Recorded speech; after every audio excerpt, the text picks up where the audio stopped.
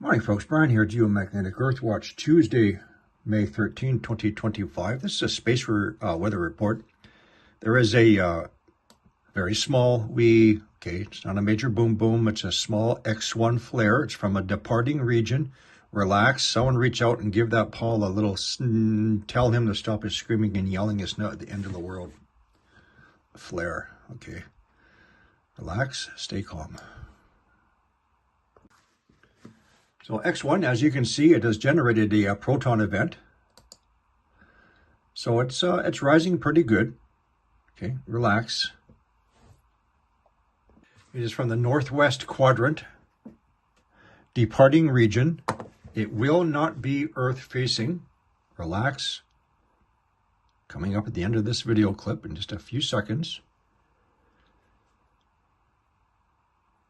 There. Okay, no big deal. We don't need any boom shakalakas, wow pow bangs, screaming, yelling people. Okay, relax. Are you serious? Quick, rush out, buy my book, get my skin cream, buy my gold and silver. It's the end of the world. So you can see a large explosion here. That was not the flare that we're looking at. At the end is the flare. I still don't know if this is glitching. So here's one large CME. And then at the end on the right, here's our X1.2 flare coming up right there.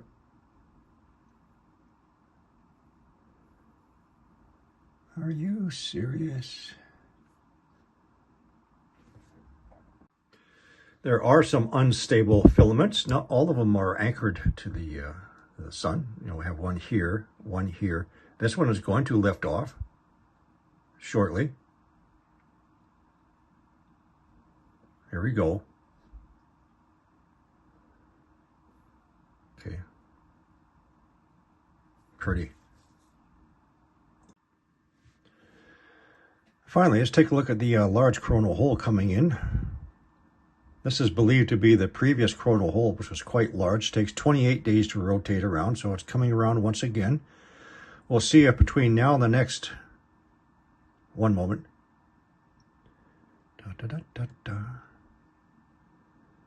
3 to 4 days if this continues to expand, in which case it will release the faster solar winds, bringing in the highly charged particles, which that in itself can result in geomagnetic instabilities, solar storms.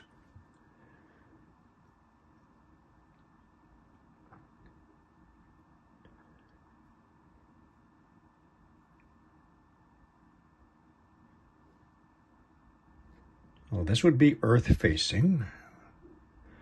In a few days, it may still expand yet.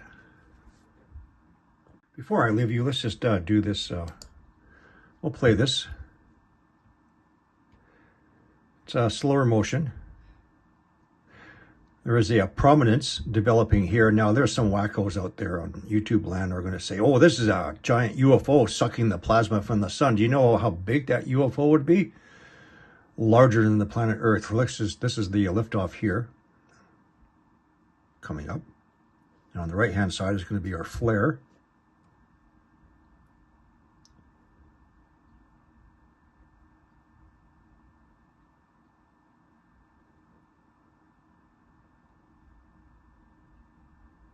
Starting up right here, you can see the looping.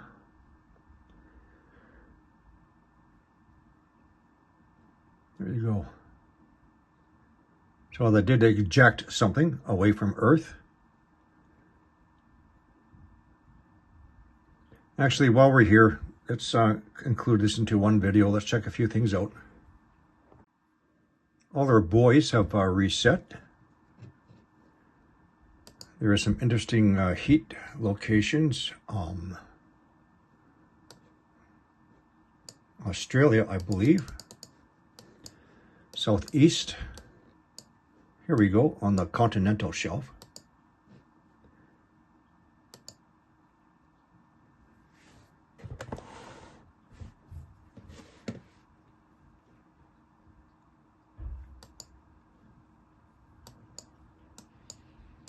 Let me hit refresh. We'll quickly check the rest of the planet before I leave.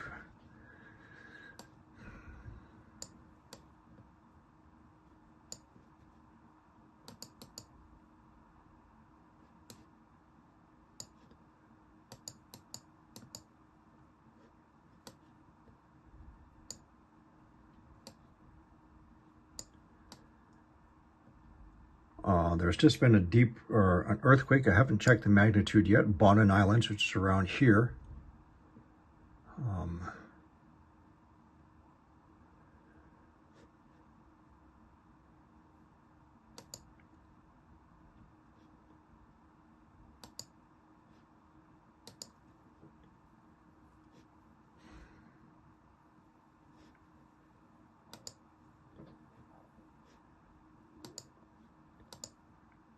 Okay, here it is.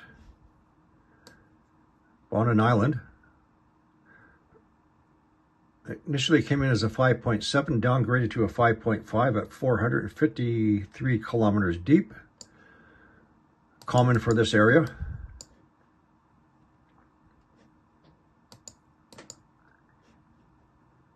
We already know about Campi Flegrei.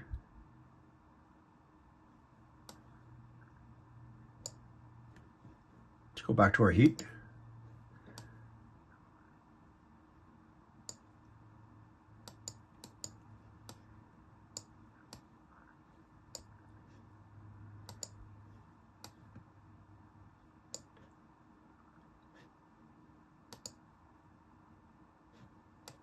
This one here the other day is just fascinating. Remember? So this is a heat detection less than 1 kilometer away from a deep earthquake.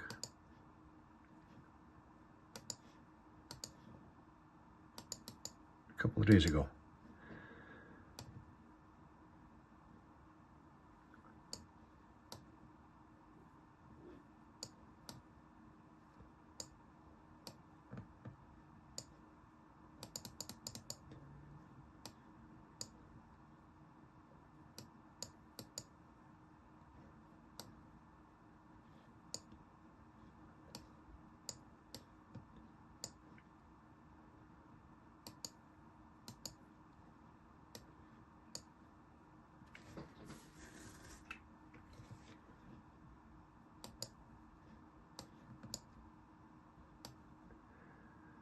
And once again,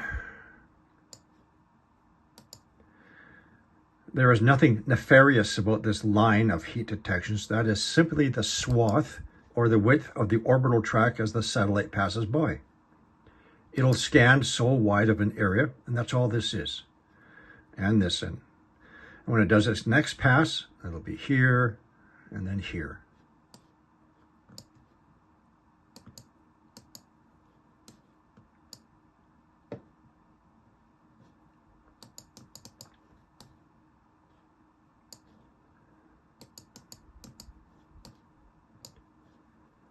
I'll check that later. That is the Garibaldi volcanic field.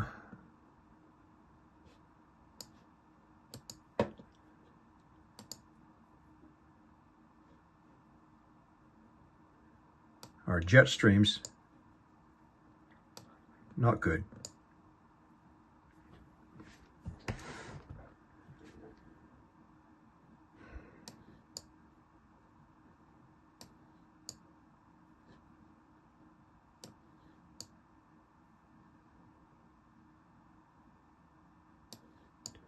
Check our sea surface temperatures.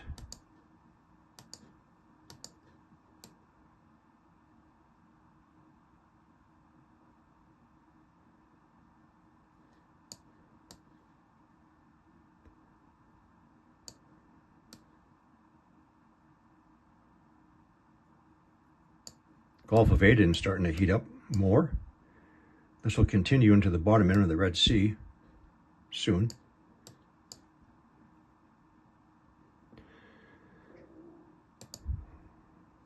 Okay, that's going to be it for now. One more refresh. Let's see anything else.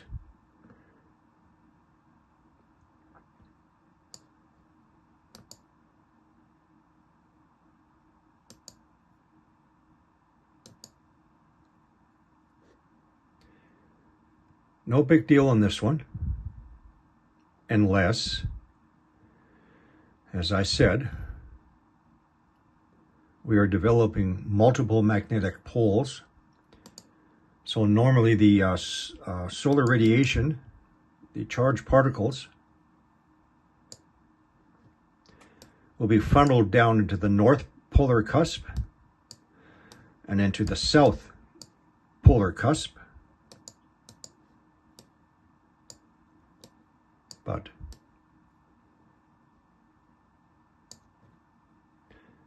that is all, as you were.